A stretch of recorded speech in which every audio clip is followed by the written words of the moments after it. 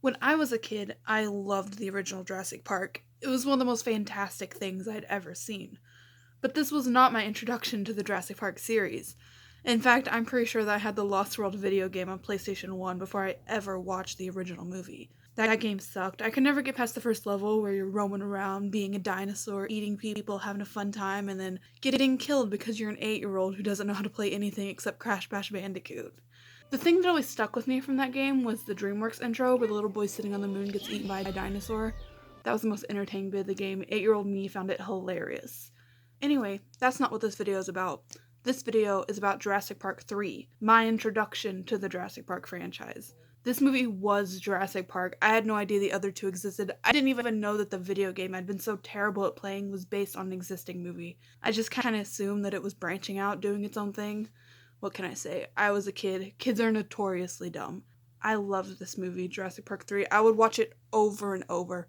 I had a copy of it. I have no earthly idea where it came from or why my family owned it, but not the original Jurassic Park film, but we did, and I cherished that puppy. The disc was covered in horrendous scratches because kids can't have nice things without destroying them, but it somehow still managed to work. I watched it all the time. Its scenes are vivid in my memory. The scene where the kid throws out the smoke bomb thing, the part where they're in the pterodactyl cages and this dude gets carried off by one of the pterodactyls, where they have to dig the satellite phone out of the dinosaur poop because the guy with the satellite phone got eaten by a dinosaur. The part where they're on the boat and the big dinosaur is trying to kill them. The fact that this kid was watching Barney when Dr. Grant calls Ellie. I have no idea why I remember that. I was obsessed with this movie. Fast forward a bit, and me and my family are at this dinosaur museum. The tour guide is going on about T-Rexes and how fast they were. He mentions Jurassic Park, and I'm like, oh, I love that movie, but he's saying something about a Jeep and how the dinosaur could only chase it for a short distance before he got too tired, and I'm confused because I have no idea what he's going on about. There weren't any Jeeps in Jurassic Park.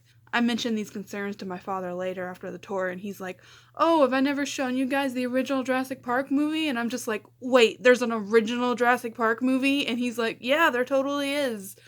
That's not verbatim, but you get my point. You know, I even vividly remember the title screen of Jurassic Park 3. Who knew that 3 slashes across the screen meant that this was the third installment in the franchise? I definitely didn't and was thrown totally off guard by this new discovery. If I was obsessed with this garbage, I think you can imagine how much this changed my world. It also made Jurassic Park 3 make a lot more sense. Like, who is this lady and why does she know what's going on? There was also no way that I had any idea of what Dr. Grant was going on about in this scene. But you know, kids don't care about silly things like plot. I was there for the dinosaurs and a bunch of idiots wandering around in the jungle getting killed by them. Everything else was inconsequential. I have revisited Jurassic Park a few times since the obsessed days of my childhood, and I know that it's not a great movie. That just makes it another entry in the long list of not so great movies that I absolutely adored as a blissfully ignorant young human. Much like other movies that I will not get into naming here, I still love the movie that I remember watching as a child, even if it isn't the same movie that I'm watching now over a decade later. That said, I decided to revisit the movie again, a movie that I haven't seen in a few years. I'm just gonna watch it, go through it, and express my thoughts along the way.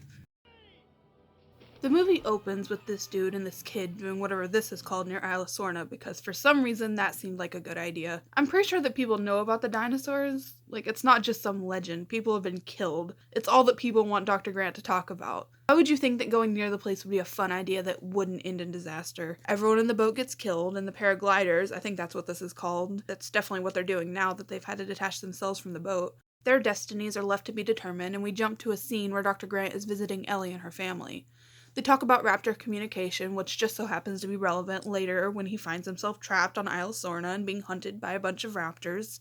This is what Dr. Grant is focusing his current work on and speaking about at whatever this event is, but people only want to ask him questions about Jurassic Park or the San Diego incident from the second movie. Does anyone have a question that does not relate to Jurassic Park? Or the incident in San Diego, which I did not witness?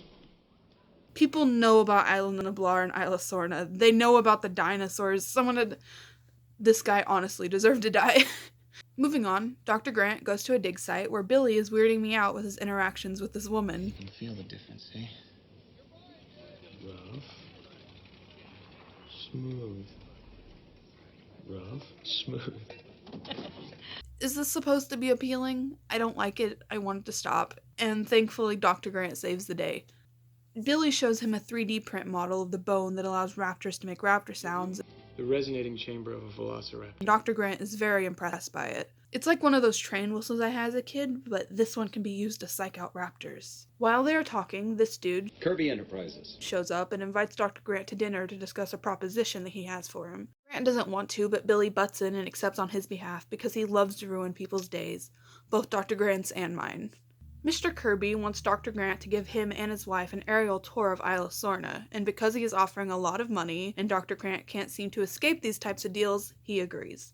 Dinosaur digs need more funding, not because we need to dig up more bones, but because people who want him to get killed by dinosaurs keep funding his digs, and one of these days it's going to work. Dinosaur digs need proper funding to save Dr. Grant from becoming some dinosaur's lunch. They are on the plane on their way to Isla Sorna when we are graced with the infamous scene where Dr. Grant dreams that Billy is a velociraptor. Alan. But no, it's just Billy waking him up to tell them that they've made it to Isla Sorna. Dr. Grant proceeds to try to do what he was paid to do and tell them about the dinosaurs. At this point, Dr. Grant still believes that he is here to be a tour guide. Dr. Grant is not here to be a tour guide. He has once again been duped into having to survive on an island full of dinosaurs that are trying to kill him. Kirby, look. He's trying so hard to be a good tour guide, but none of these people care. You have to feel bad for the poor guy. When he finds out that they are wanting to land, he rightfully freaks out, and this dude knocks him out. When he wakes up, they've landed, Tell me we didn't land. and Miss Kirby is outside screaming into a megaphone. It is fairly obvious at this point that they are not here on vacation. They are looking for someone, this kid specifically. The lady is screaming and Dr. Grant is yelling that that's a bad idea, and the woman is continuing to scream, and of course it ends in disaster. A dinosaur comes, everyone hops back into the plane except this guy. The dinosaur eats that guy, the plane runs into the dinosaur, the plane crashes, Kirby gives this guy the satellite phone, the dinosaur attacks them, this guy gets eaten.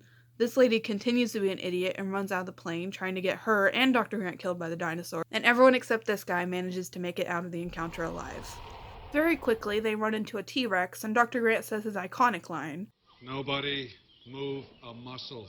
and everyone ignores this and runs.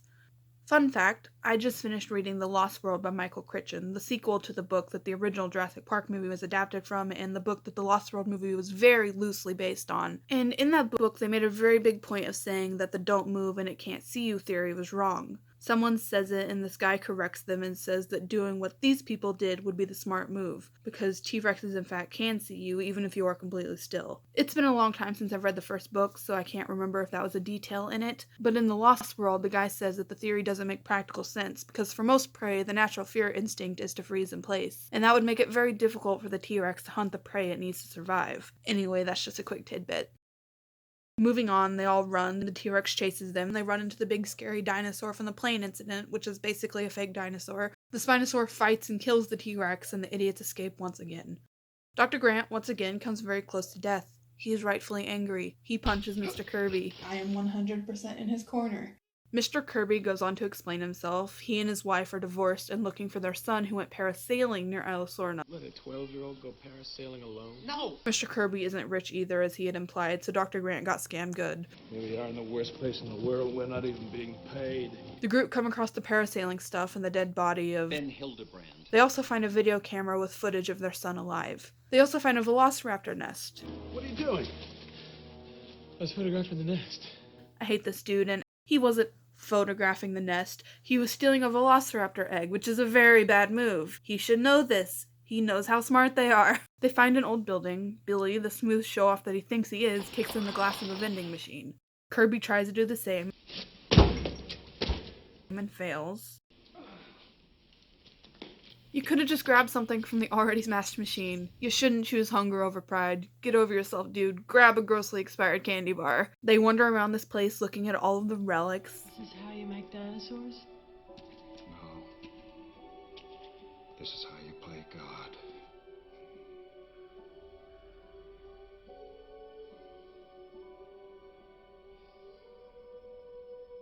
When bam, velociraptors attack, or a singular velociraptor attacks, but she calls for backup.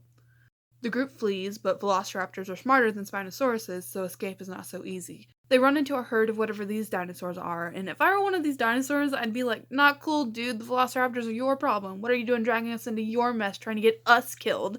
Billy drops his bag and Grant picks it up. The group run into the trees, the velociraptors get this guy, Dr. Grant gets separated from the rest of the group, and everyone else climbs up a tree. We are precisely halfway through this movie, and we have seen the final addition to the death toll, which is a little bit disappointing.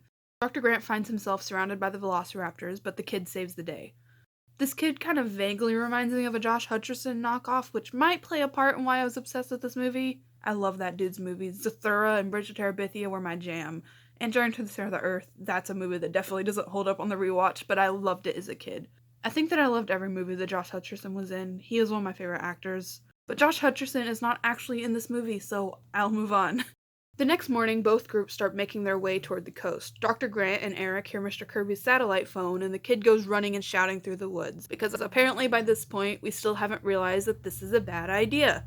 His parents hear him, and now everyone is shouting and running. The group reunites, but oh no, Mr. Kirby doesn't have the satellite phone. The satellite phone got eaten with this dude.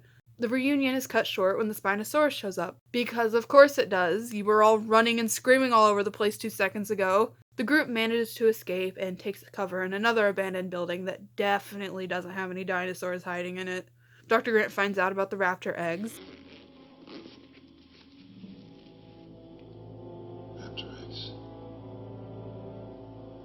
He almost throws them out, but decides that might be a bad idea. What if they catch us with them? What if they catch us without them? The group starts making their way down to the river because there's a boat there that they might be able to use. They cross a creepy bridge that turns out to be in a pterodactyl cage. They ran away from the Spinosaurus and climbed into a pterodactyl cage. I'm not sure why they knew that they could get to the river through this building, but didn't realize that it was a pterodactyl cage, but whatever. The pterodactyls kidnap Eric for baby pterodactyl food, and everyone is freaking out. Billy chases after them with the paragliding thing he rummaged from the dead dude earlier, and Eric catches a ride, escaping the baby pterodactyls. But the big pterodactyls aren't happy about it and take chase. Billy drops Eric into the water. Meanwhile, the rest of the group are also running away from pterodactyls, and they too fall into the water. The pterodactyls get Billy, but I already told you that nobody else in this movie dies, so he'll be okay. Everyone thinks he's dead, though.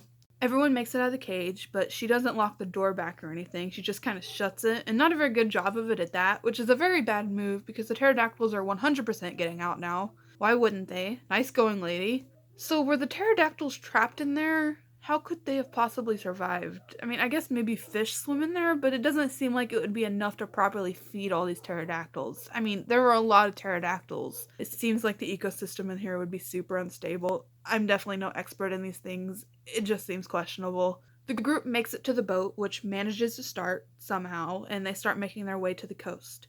They see the Vegisauruses and all look on in awe, but it looks like this one might have changed its mind on the whole veggie front because despite the happy, awe-inspiring John Williams score, I feel threatened by its aggressive approach.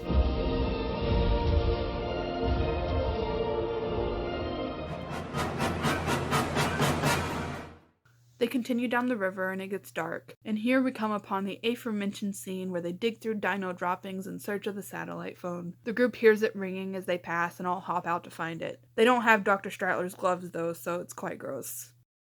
Dr. Grant uses the phone to call Ellie, but the now aquatic Spinosaurus attacks the boat. It's not like fresh Spinosaurus droppings would have been a sign that the scary monster that's been trying to kill you this whole movie would be within very close proximity, and thus you should be employing the utmost caution and hightailing it the hell out of there or anything. The group is once again on the brink of death as the boat sinks beneath the water, but Grant manages to get the necessary information across to Ellie. The river! And then it's Spinosaurus versus Giant Crane as Mr. Kirby tries to save the rest of them. Dr. Grant shoots a flare and now everything is on fire. The Spinosaurus runs away and everyone makes it out alive. This whole scene was very insane to my child brain, like it was so intense. The part where the phone is sliding all over the boat and everyone's trying to catch it and then they're going under the water and everyone is about to die, it was crazy. But in the reality of my adult brain, the scene is pretty disappointing. They hike the rest of the way to the coast and then, oh no, the velociraptors are back. But they give back the eggs, which I definitely believe would have been well scrambled by this point. Those babies probably aren't going to make it. And Dr. Grant blows the velociraptor whistle and they all go running off. Dinosaurs like to do that. It's very convenient. Then the military shows up, and this guy is just standing on the beach alone for dramatic effect. Like, what vehicle drove up onto the sand, dropped him off, and then slinked back into the water so that this could happen? What feasible point did it serve? This dude's just willing to risk getting eaten by a dinosaur for this stunt. Also, they just so happened to land on the same section of beach where the group was at the exact same time that they got there. How long has this dude just been awkwardly standing on the beach waiting for them? Also, all of this equipment is a bit excessive, isn't it? Couldn't you at least blow up the island while you're at it, like they did at the end of the first book? It would probably save you a lot of future trouble. Anyway, Billy is alive, and everyone gets a happy ending. Except this dude, and this dude. Then the pterodactyls fly by, and Grant is very chill about it. Like, where are they going? Should we not be worried? In the first movie, it was established that the dinosaurs couldn't leave the island, but do we know that to be true for this island? I would say that one could assume that the same is true for this island, since dinosaurs escaping hasn't seemed to be a big issue. But where are these guys going? Seriously, dude, you should probably be concerned. She should have locked the cage back. This wouldn't be an issue if she had. Seriously, where are they going? I would also like to know how the military people managed to find Billy, considering that he was in the pterodactyl cage. I also highly doubt that he would have survived that attack. Those things were vicious and hungry, and probably starved. Billy would have probably been the best meal they'd ever had. And so the movie ends. It's definitely not the worst movie that I loved as a child. I might get around to making a video about the movie that takes that title someday, if I ever draw up the courage to ruin my childhood more than I already have by rewatching it just the one time. But Jurassic Park 3 is by no means a good movie, it's just kinda eh. It was definitely an attempt to make a quick buck off the name of a series that never even really needed to be a series in the first place. And it has some pretty questionable writing and dialogue choices, but my childhood isn't ruined or anything by rewatching it. I've seen worse, way worse. I mean, I still kind of like this movie, and maybe that's just the child part of me that absolutely adored this movie talking, but I do like it, despite any plot issues that I might have gone on about here, and despite it being a mediocrely passable film. It in no way, shape, or form begins to live up to the gloriousness of the first movie. I don't think that there's a movie about dinosaurs that ever will. Neither of the new movies have been that great, and the sequel isn't great either. They probably should have made the first one and called it a day, though I am very interested in the fact that the cast of the next movie includes the cast of the original. I know literally nothing else about the movie. I rewatched Jurassic World recently because I went on a Nick Robinson movie binge and watched basically every movie that he's ever been in, and none of them outside of Love, Simon are that remarkable, Jurassic World included. And I remember absolutely nothing about Fallen Kingdom. At least I remember Lost World and Jurassic Park 3, so they have that going for them. You know, this movie isn't even about Jurassic Park. Why is it called Jurassic Park 3? At least Michael Crichton's novel, The Lost World, had the integrity to leave it out of the title. The Lost World movie kind of tacked it on at the end. They sort of tried, and it's the only of the 6 movies to have a number instead of its own title or subtitle or whatever the movie has. It's just Jurassic Park 3. Like, they couldn't come up with an actual title. That's the best they could do.